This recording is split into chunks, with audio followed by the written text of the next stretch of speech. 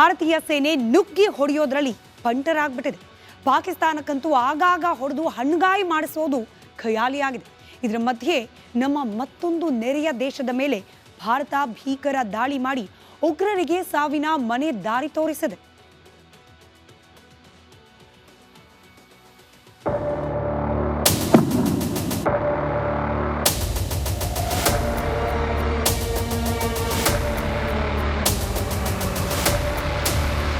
ಹಿಮದಿಂದ ಆವೃತವಾದ ಪರ್ವತಗಳು, ಭತ್ತದ ತಾರಸಿ, ವಿಶಾಲವಾದ ಸರೋವರ, ಆಳಕಮರಿ, ಅದು ಚೀನಾದ ಯುನಾನ್.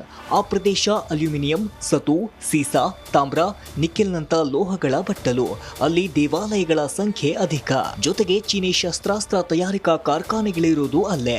ಅದೇ ಕಾರ್ಖಾನೆಗಳಿಂದ ಮಯನ್ಮಾರ್ ಹಾಗೂ ಬಾಂಗ್ಲಾದೇಶದ ಮೂಲಕ ಭಾರತಕ್ಕೆ ಕಳ್ಳಸಾಗಣೆ ಮೂಲಕ ಬಂದ ಶಸ್ತ್ರಾಸ್ತ್ರಗಳಿಗೆ ಲೆಕ್ಕವಿಲ್ಲ. ಚಪ್ಪಟೆ ಮುಗಿನ ಚೀನಿಯರು ಕೊಟ್ಟ ಶಸ್ತ್ರಾಸ್ತ್ರಗಳನ್ನ ಬಳಸಿ ಉಲ್ಫಾ ಉಗ್ರರು ಅಕ್ಷರಶಃ ಅಬ್ಬರಿಸುತ್ತಿದ್ದರು. ಅದಕ್ಕೆ ಬ್ರೇಕ್ ಹಾಕುವ ಕೆಲಸವನ್ನ ಭಾರತ ಮಾಡಿದೆ.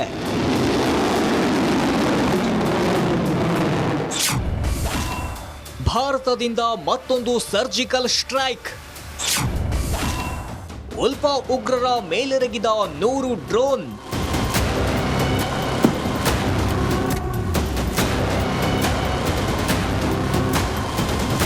ಇವತ್ತು ಮುಂಜಾನೆ ಭಾರತೀಯರಿಗೆ ನಿದ್ರಾದೇವಿ ಆವರಿಸಿದ್ದಳು. ಆದರೆ ನಮ್ಮ ಯೋಧರು ದೊಡ್ಡ ಬೇಟೆಯಾಡಲು ಕಾಯುತ್ತಿದ್ದರು. ಅವರ ಮುಂದಿದ್ದು ಮಯನ್ಮಾರ್ನಲ್ಲಿ ನೆಲೆಗೊಂಡಿರುವ United Liberation Front of Assam ಉರ್ಫ್ ಉಲ್ಫಾ ಉಗ್ರರ 4 ಶಿಬಿರಗಳು.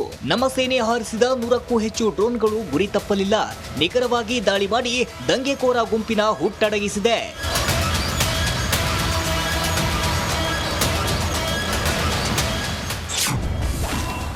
ಉಲ್ಫಾದ ಮಿಲಿಟರಿ ಕಮಾಂಡರ್ ಖಲಾಸ್. ಮೂಲಗಳ ಪ್ರಕಾರ ಭೀಕರ ದಾಳಿಯಲ್ಲಿ ಉಲ್ಫಾ ಉಗ್ರ ಸಂಘಟನೆಯ ಹಲವಾರು ಕಾರ್ಯಕರ್ತರು ಸಾವನ್ನಪ್ಪಿದ್ದಾರೆ. ಮಿಲಿಟರಿ ವಿಭಾಗದ ಹಿರಿಯ commander lieutenant general Nayan Asom, ಉಲ್ಫಾದ ಸ್ವಯಂ ಘೋಷಿತ ಕರ್ನಲ್ ಗಣೇಶ್ ಲೋಹೋನ್, ಅಕಾ ಗಣೇಶ್ ಅಕ್ಸಮ್ ಕೂಡ ಡ್ರೋನ್ ದಾಳಿಯಲ್ಲಿ ಮೃತಪಟ್ಟಿದ್ದಾನೆ. ನಾವೇನೂ ಮಾಡಿಲ್ಲ ಅಂತೂ ಭಾರತ ಸೇನೆ. ಮಯನ್ಮಾರ್ ಜೊತೆ ಭಾರತಕ್ಕೆ ಉತ್ತಮ ಸಂಬಂಧಗಳಿವೆ. ಗಡಿ ದಾಟಿ ದಾಳಿ ಮಾಡಿರೋದು ಗೊತ್ತಾದ್ರೆ ಸಂಬಂಧ ಹದಗೆಡುತ್ತೆ. ಅದೇ ಕಾರಣಕ್ಕೋ ಏನೋ ಭಾರತ ಈ ದಾಳಿ ನಡೆಸಿಲ್ಲ ಅನ್ನುತ್ತೆ. ಯಾರೇ ದಾಳಿ ಮಾಡಿರಲಿ, ನಮಗೆ ಬೇಕಾಗಿದ್ದ ಉಗ್ರರು ಹತರಾಗಿದ್ದಾರೆ. ಕಾರ್ಯಾಚರಣೆ ಮಾಡಿದವರ ಹೊಟ್ಟೆ ತಣ್ಣಗಿರಲಿ ಅಂತ ನಾವು ಬಯಸೋಣ.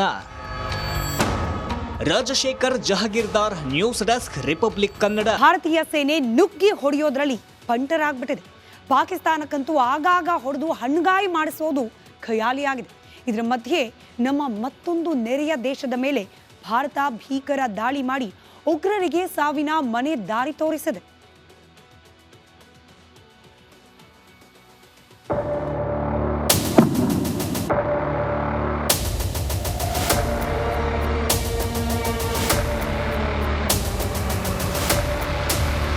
ಹಿಮದಿಂದ ಆವೃತವಾದ ಪರ್ವತಗಳು, ಭತ್ತದ ತಾರಸಿ, ವಿಶಾಲವಾದ ಸರೋವರ, ಆಳಕಮರಿ, ಅದು ಚೀನಾದ ಯುನಾನ್. ಆ ಪ್ರದೇಶ ಅಲ್ಯೂಮಿನಿಯಂ, ಸತು, ಸೀಸಾ, ತಾಮ್ರ, ನಿಕ್ಕೆಲ್ನಂತ ಲೋಹಗಳ ಬಟ್ಟಲು. ಅಲ್ಲಿ ದೇವಾಲಯಗಳ ಸಂಖ್ಯೆ ಅಧಿಕ. ಜೊತೆಗೆ ಚೀನಿ ಶಸ್ತ್ರಾಸ್ತ್ರ ತಯಾರಿಕಾ ಕಾರ್ಖಾನೆಗಳಿರುವುದು ಅಲ್ಲೇ. ಅದೇ ಕಾರ್ಖಾನೆಗಳಿಂದ ಮಯನ್ಮಾರ್ ಹಾಗೂ ಬಾಂಗ್ಲಾದೇಶದ ಮೂಲಕ ಭಾರತಕ್ಕೆ ಕಳ್ಳಸಾಗಣೆ ಮೂಲಕ ಬಂದ ಶಸ್ತ್ರಾಸ್ತ್ರಗಳಿಗೆ ಲೆಕ್ಕವಿಲ್ಲ. ಚಪ್ಪಟೆ ಮುಗಿನ ಚೀನಿಯರು ಕೊಟ್ಟ ಶಸ್ತ್ರಾಸ್ತ್ರಗಳನ್ನ ಬಳಸಿ ಉಲ್ಫಾ ಉಗ್ರರು ಅಕ್ಷರಶಃ ಅಬ್ಬರಿಸುತ್ತಿದ್ದರು. ಅದಕ್ಕೆ ಬ್ರೇಕ್ ಹಾಕುವ ಕೆಲಸವನ್ನ ಭಾರತ ಮಾಡಿದೆ.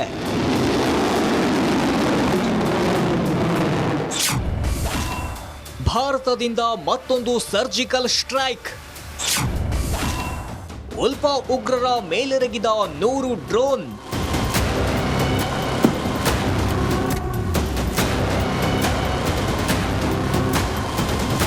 ಇವತ್ತು ಮುಂಜಾನೆ ಭಾರತೀಯರಿಗೆ ನಿದ್ರಾದೇವಿ ಆವರಿಸಿದ್ದಳು. ಆದರೆ ನಮ್ಮ ಯೋಧರು ದೊಡ್ಡ ಬೇಟೆಯಾಡಲು ಕಾಯುತ್ತಿದ್ದರು. ಅವರ ಮುಂದಿದ್ದು ಮಯನ್ಮಾರ್ನಲ್ಲಿ ನೆಲೆಗೊಂಡಿರುವ United Liberation Front of Assam ಉರ್ಫ್ ಉಲ್ಫಾ ಉಗ್ರರ 4 ಶಿಬಿರಗಳು. ನಮ್ಮ ಸೇನೆ ಹಾರಿಸಿದ 100ಕ್ಕೂ ಹೆಚ್ಚು ಡ್ರೋನ್ಗಳು ಗುರಿ ತಪ್ಪಲಿಲ್ಲ. ನಿಖರವಾಗಿ ದಾಳಿ ಮಾಡಿ ದಂಗೆಕೋರ ಗುಂಪಿನ ಹುಟ್ಟಡಗಿಸಿದೆ.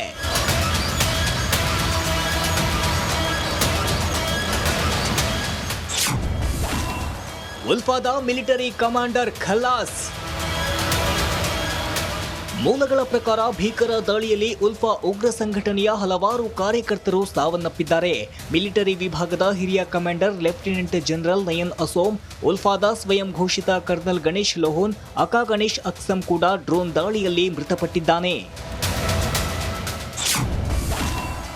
ನಾವೇನು ಮಾಡಿಲ್ಲ ಅಂತೂ ಭಾರತ ಸೇನೆ. ಮಯನ್ಮಾರ್ ಜೊತೆ ಭಾರತಕ್ಕೆ ಉತ್ತಮ ಸಂಬಂಧಗಳಿವೆ. ಗಡಿ ದಾಟಿ ದಾಳಿ ಮಾಡಿರೋದು ಗೊತ್ತಾದ್ರೆ ಸಂಬಂಧ ಹದಗೆಡುತ್ತೆ. ಅದೇ ಕಾರಣಕ್ಕೋ ಏನೋ ಭಾರತ ಈ ದಾಳಿ ನಡೆಸಿಲ್ಲ ಅನ್ನುತ್ತೆ. ಯಾರೇ ದಾಳಿ ಮಾಡಿರಲಿ, ನಮಗೆ ಬೇಕಾಗಿದ್ದ ಉಗ್ರರು ಹತರಾಗಿದ್ದಾರೆ. ಕಾರ್ಯಾಚರಣೆ ಮಾಡಿದವರ ಹೊಟ್ಟೆ ತಣ್ಣಗಿರಲಿ ಅಂತ ನಾವು ಬಯಸೋಣ. Rajashekhar Jahagirdar, news desk, Republic Kannada. ಭಾರತೀಯ ಸೇನೆ ನುಗ್ಗಿ ಹೊಡೆಯೋದ್ರಲ್ಲಿ ಪಂಟರಾಗ್ಬಿಟ್ಟಿದೆ. ಪಾಕಿಸ್ತಾನಕ್ಕಂತೂ ಆಗಾಗ ಹೊಡೆದು ಹಣ್ಣುಗಾಯಿ ಮಾಡಿಸೋದು ಖಯಾಲಿಯಾಗಿದೆ. ಇದರ ಮಧ್ಯೆ ನಮ್ಮ ಮತ್ತೊಂದು ನೆರೆಯ ದೇಶದ ಮೇಲೆ ಭಾರತ ಭೀಕರ ದಾಳಿ ಮಾಡಿ ಉಗ್ರರಿಗೆ ಸಾವಿನ ಮನೆ ದಾರಿ ತೋರಿಸಿದೆ.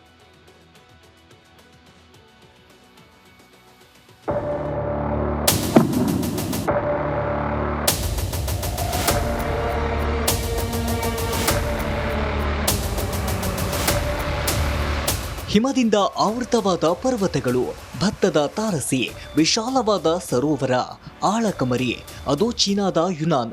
ಆ ಪ್ರದೇಶ ಅಲ್ಯೂಮಿನಿಯಂ, ಸತು, ಸೀಸಾ, ತಾಮ್ರ, ನಿಕ್ಕೆಲ್ನಂತ ಲೋಹಗಳ ಬಟ್ಟಲು. ಅಲ್ಲಿ ದೇವಾಲಯಗಳ ಸಂಖ್ಯೆ ಅಧಿಕ. ಜೊತೆಗೆ ಚೀನಿ ಶಸ್ತ್ರಾಸ್ತ್ರ ತಯಾರಿಕಾ ಕಾರ್ಖಾನೆಗಳಿರುವುದು ಅಲ್ಲೇ. ಅದೇ ಕಾರ್ಖಾನೆಗಳಿಂದ ಮಯನ್ಮಾರ್ ಹಾಗೂ ಬಾಂಗ್ಲಾದೇಶದ ಮೂಲಕ ಭಾರತಕ್ಕೆ ಕಳ್ಳಸಾಗಣೆ ಮೂಲಕ ಬಂದ ಶಸ್ತ್ರಾಸ್ತ್ರಗಳಿಗೆ ಲೆಕ್ಕವಿಲ್ಲ. ಚಪ್ಪಟೆ ಮುಗಿನ ಚೀನಿಯರು ಕೊಟ್ಟ ಶಸ್ತ್ರಾಸ್ತ್ರಗಳನ್ನ ಬಳಸಿ ಉಲ್ಫಾ ಉಗ್ರರು ಅಕ್ಷರಶಃ ಅಬ್ಬರಿಸುತ್ತಿದ್ದರು. ಅದಕ್ಕೆ ಬ್ರೇಕ್ ಹಾಕುವ ಕೆಲಸವನ್ನ ಭಾರತ ಮಾಡಿದೆ.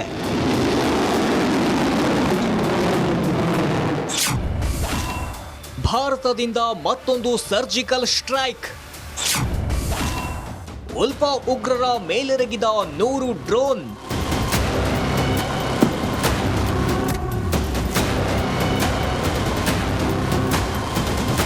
ಇವತ್ತು ಮುಂಜಾನೆ ಭಾರತೀಯರಿಗೆ ನಿದ್ರಾದೇವಿ ಆವರಿಸಿದ್ದಳು. ಆದರೆ ನಮ್ಮ ಯೋಧರು ದೊಡ್ಡ ಬೇಟೆಯಾಡಲು ಕಾಯುತ್ತಿದ್ದರು. ಅವರ ಮುಂದಿದ್ದು ಮಯನ್ಮಾರ್ನಲ್ಲಿ ನೆಲೆಗೊಂಡಿರುವ United Liberation Front of Assam ಓರ್ಫ್ ಉಲ್ಫಾ ಉಗ್ರರ 4 ಶಿಬಿರಗಳು. ನಮ್ಮ ಸೇನೆ ಹಾರಿಸಿದ 100ಕ್ಕೂ ಹೆಚ್ಚು ಡ್ರೋನ್ಗಳು ಗುರಿ ತಪ್ಪಲಿಲ್ಲ. ನಿಖರವಾಗಿ ದಾಳಿ ಮಾಡಿ ದಂಗೆಕೋರ ಗುಂಪಿನ ಹುಟ್ಟಡಗಿಸಿದೆ.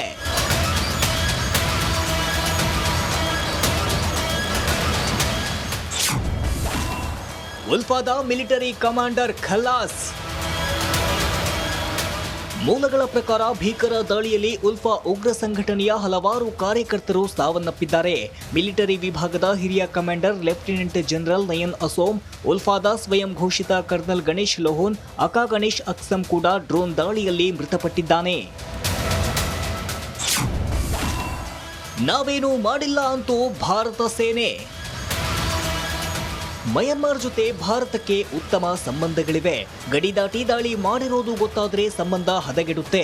ಅದೇ ಕಾರಣಕ್ಕೋ ಏನೋ ಭಾರತ ಈ ದಾಳಿ ನಡೆಸಿಲ್ಲ ಅನ್ನುತ್ತೆ. ಯಾರೇ ದಾಳಿ ಮಾಡಿರಲಿ, ನಮಗೆ ಬೇಕಾಗಿದ್ದ ಉಗ್ರರು ಹತರಾಗಿದ್ದಾರೆ. ಕಾರ್ಯಾಚರಣೆ ಮಾಡಿದವರ ಹೊಟ್ಟೆ ತಣ್ಣಗಿರಲಿ ಅಂತ ನಾವು ಬಯಸೋಣ. Rajashekhar Jahagirdar, news desk, Republic Kannada.